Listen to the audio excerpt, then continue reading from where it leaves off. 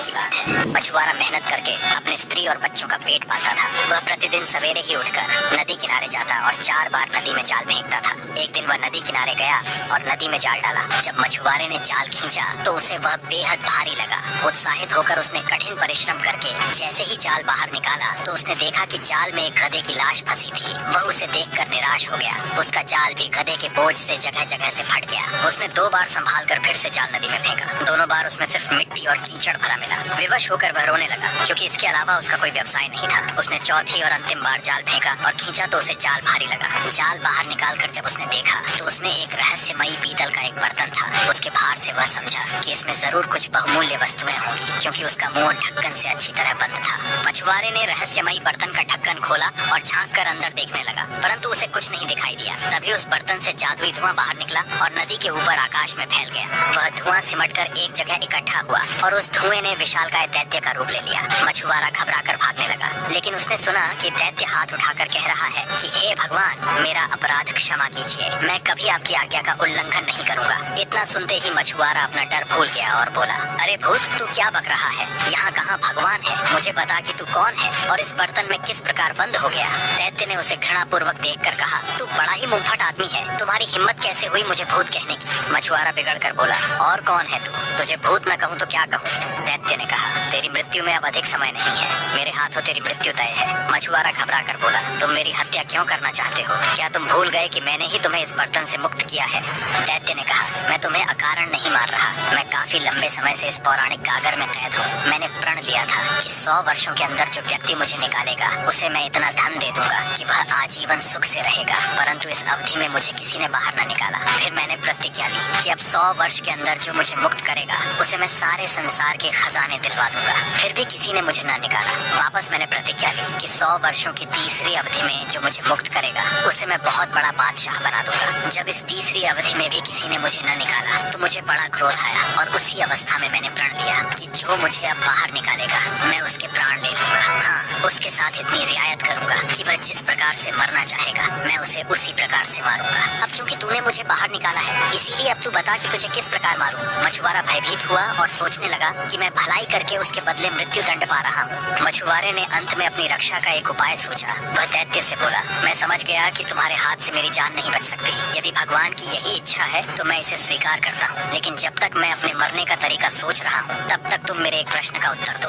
दैत्य ने कहा, पूछ, क्या पूछना चाहता है? मैं तेरे प्रश्न का उत्तर दूंगा। मछुआरे ने कहा, मुझे तुम्हारी किसी भी बात पर विश्वास नहीं होता। तुम इतने विशालकाय प्राणी हो, इतनी छोटी सी गागर में कैसे समा गए? तुम झूठ बोल रहे हो। दैत्य ने कहा, मैं परमेश्वर की सौगंध खाकर कहता हूँ कि मैं इसी में कैद था। मछुआरा बोला, तुम्हारे कसम खाने से क्या होता है? मैं तो तभी मानूंगा जब मैं तुम्हें अपनी आंखों से गागर के अंदर देखूं और उसमें से आती हुई तेरी आवाज सुनूं। इतना सुनते ही दैत्य धुएं के रूप में परिवर्तित हो गया और धीरे धीरे गागर के अंदर जाने लगा। जब बाहर धुएं का नामो निशान न रहा तो गागर के अंदर से दैत्य की आवाज आई, अब तो तुम्हें मालूम हुआ कि मैं झूठ नहीं बोल रहा। मछुआरे ने गागर को मजबूती से बंद कर दिया और बोला, मैं तुझे फिर से इसी नदी में डाल दूंगा और नदी के तट पर झोपड़ी बनाकर रहूंगा। जो भी मछुआरा यहाँ जाल डालने आएगा उसे तुम्हारा सच बता दूंगा, जिसके परिणाम स्वरूप तुम्हें कोई बाहर नहीं निकालेगा और तुम यहीं कैद रहोगे। इतना सुनते ही दैत्य घबरा गया और विनम्रता पूर्वक बोला, मछुआरे भाई, मैं तो केवल परिहास स्वरूप ही तुम्हें मारने की बात कर रहा था। खेद है कि तुमने मेरी बात को सच समझ लिया। अब मुझे बाहर निकाल लो। मछुआरे ने हंसकर कहा, क्यों भाई, जब तुम बाहर थे तब तो खुद को बड़ा शक्तिशाली दैत्य समझकर अकड़ रहे थे। दैत्य ने कहा, भगवान के लिए मुझे नदी में वापस फेंकने का इरादा छोड़ दो। इस प्रकार दैत्य बाहर निकलने के लिए गिड़गिड़ाने लगा। फिर दैत्य बोला, यदि तुम मुझे इस बार छोड़ दो तो मैं तुम्हारे साथ बड़ा उपकार करूंगा। मछुआरा बोला, तू महाधूर्त है, मैं तेरी बात पर कैसे विश्वास करूं? अगर मैंने तुझे छोड़ दिया तो तू इस उपकार का भी मुझे ऐसा ही कुफल देगा जैसा ग्रीक नामी बादशाह ने दिया था। दैत्य ने कहा, कौन था ग्रीक बादशाह? मछुआरे ने कहा, नारंग देश में ग्रीक नामक बादशाह रहता था।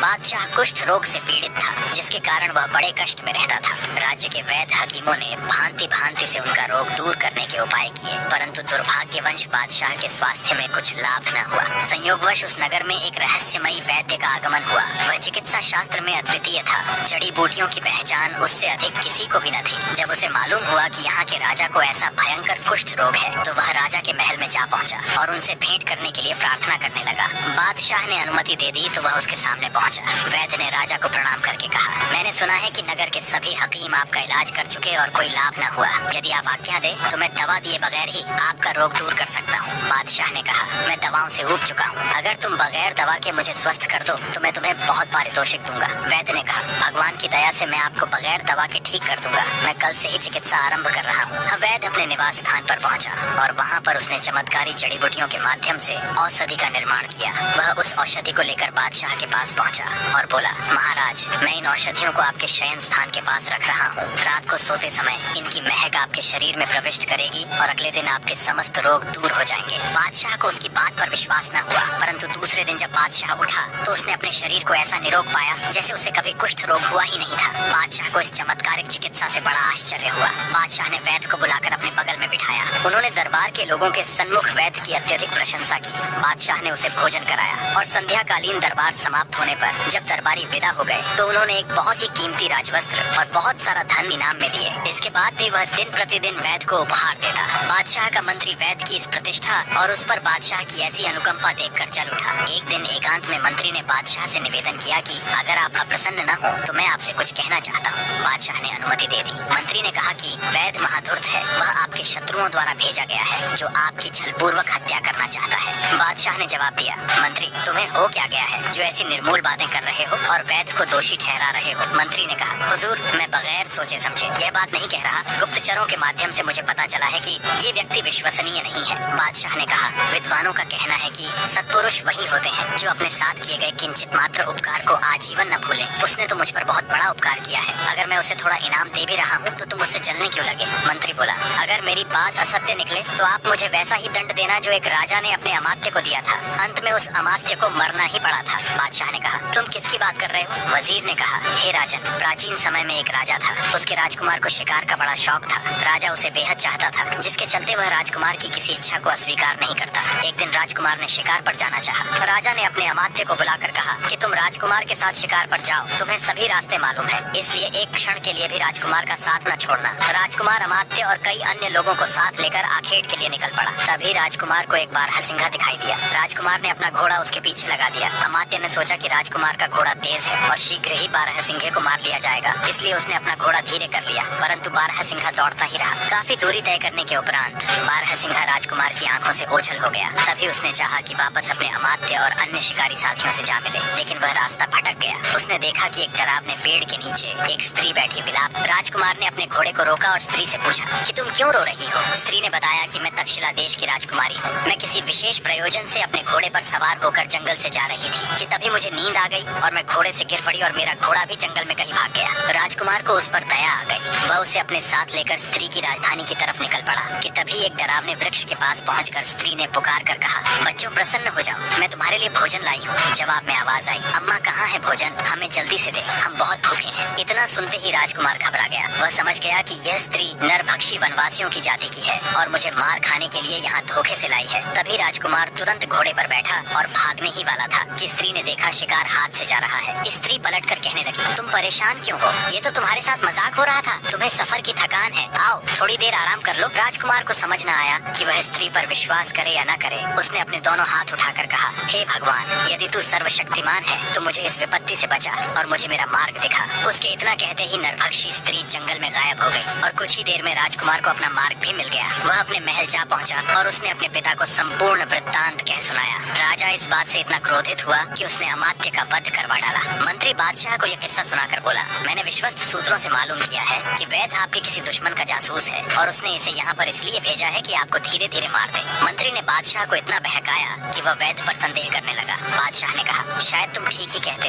हो सकता है कि यह मेरी हत्या के उद्देश्य से आया हो और किसी समय मुझे कोई ऐसी औषधि दे जिससे मेरी जान जाती रहे। मुझे वास्तव में अपने लिए खतरा मालूम होता है। मंत्री ने सोचा कि अपने षड्यंत्र को शीघ्र ही पूरा करना चाहिए, ऐसा न हो कि बादशाह का विचार बाद में पलट जाए। मंत्री बोला, महाराज फिर देर किस बात की? उसे अभी बुलवाकर क्यों नहीं मरवा देते? बादशाह ने कहा, तुम ठीक कहते हो। बादशाह के आदेश पर सैनिक वैद्य को पकड़कर महल में ले आए। वैद्य बोला, हुजूर, ऐसा क्या गुनाह हो गया जो ये सैनिक मुझे पकड़ लाए हैं? बादशाह ने कहा, मैंने तुम्हें प्राण दंड देने के लिए बुलाया है ताकि मैं तुम्हारे षड्यंत्र से बचाव कर सकूं। वैद्य को बड़ा आश्चर्य हुआ। उसने पूछा कि मेरा अपराध क्या है? बादशाह ने कहा, मुझे लगता है कि तुम मुझे मारने के लिए आए हो। इतना कहकर बादशाह बोला, सिपाही, इसका सर धड़ से अलग कर दो। वैद्य समझ गया कि मेरे शत्रुओं ने द्वेष के कारण बादशाह को भड़काया है। वह बहुत देर तक बादशाह के सामने निर्दोषिता सिद्ध करता रहा, लेकिन बादशाह ने उसे मारने की जिद पकड़ ली। बादशाह ने कहा, सैनिकों, मेरा मुंह क्या देख रहे हो? इस वैद्य को मार डालो। वह समझ गया कि मेरी जान नहीं बच सकती। उसने बादशाह से कहा, स्वामी मुझे इतनी मोहलत तो दें कि मैं घर जाकर एक पुस्तक ले आऊं और उसे आपके पुस्तकालय में रख दूं। बादशाह ने कहा, तेरे पास ऐसी कौन सी पुस्तक है जो मेरे लायक हो? वैद्य ने कहा,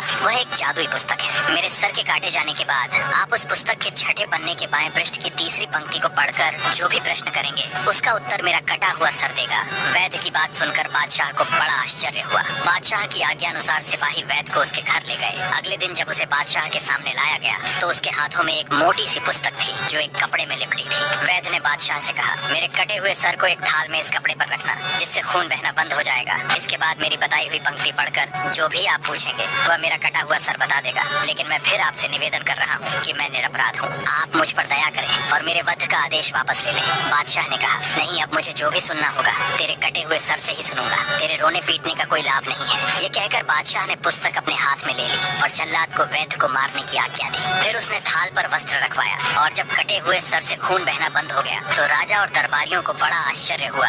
अब उस कटे सर ने आंखें खोलकर बादशाह से कहा, पुस्तक का छठा पन्ना खोल। बादशाह ने जैसे ही पुस्तक खोली, पुस्तक के पृष्ठ एक दूसरे से चिपके हुए थे, इसलिए उसने उंगली में थूक लगाकर पन्नों को अलग करना शुरू किया। जब छठा पन्ना खुला तो उसने देखा कि उस पृष्ठ पर कुछ नहीं लिखा है। बादशाह ने कहा, पृष्ठ तो खाली है। तो कटे सर ने कहा, आगे के पृष्ठ देख, शायद उनमें लिखा हो। बादशाह उंगली में थूक लगा लगाकर पृष्ठों को अलग करने लगा। वास्तव में वैद्य ने पुस्तक के प्रत्येक पृष्ठ पर विष लगा रखा था। उन पृष्ठों में लगा विष बादशाह के शरीर में प्रवेश कर गया और उसकी हालत खराब होने लगी। किंतु उसने कटे सर से प्रश्नों के उत्तर पाने के शौक में इस पर कुछ ध्यान न दिया और अंततः उसकी दृष्टि मंद पड़ गई और वह राज सिंहासन से गिर पड़ा। वैद्य के सर ने जब देखा कि विष पूरी तरह चढ़ गया और बादशाह दो क्षण का मेहमान है तो वह हंसकर बोला, हे क्रूर अन्यायी, तूने देखा कि निर्दोष की हत्या का क्या परिणाम होता है। ये सुनते ही बादशाह के प्राण निकल गए। इस प्रकार उसे अपने किए का फल मिल गया। मछुआरा ये कहानी सुनाकर दैत्य से कहने लगा, यदि गरीब बादशाह वैद्य की हत्या न करता तो भगवान उसे ऐसा दंड न देता।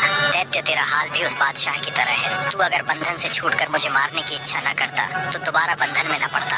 अब मैं तुझ पर दया करके तुझे फिर से स्वतंत्र क्यों करूं? मैं तो गागर समेत तुझे फिर नदी में डाल रहा हूँ जहाँ तू अनंत काल तक पड़ा रहेगा। दैत्य बोला, मेरे मित्र, तू ऐसा न कर। मैं अब तुझे मारने का इरादा कभी न करूंगा। बुराई के बदले में भी भलाई करनी चाहिए। तू भी मेरे साथ ऐसी ही भलाई कर जैसी इम्मा ने अतीका के साथ की थी। मछुआरे ने कहा, मुझे वह कहानी नहीं मालूम, तू बता तो मैं सुनूं। दैत्य बोला, यदि तुम यह कहानी सुनना चाहते हो तो मुझे मुक्त करो, क्योंकि मैं गागर में अच्छी तरह नहीं बोल पाऊंगा। मुझे मुक्त कर दो तो मैं तुम्हें और भी बहुत सी अच्छी कथाएं सुनाऊंगा। मछुआरा बोला, मुझे नहीं सुननी तेरी कहानी। आगे की कहानी जानने के लिए वीडियो को लाइक करें और चैनल को सब्सक्राइब करें।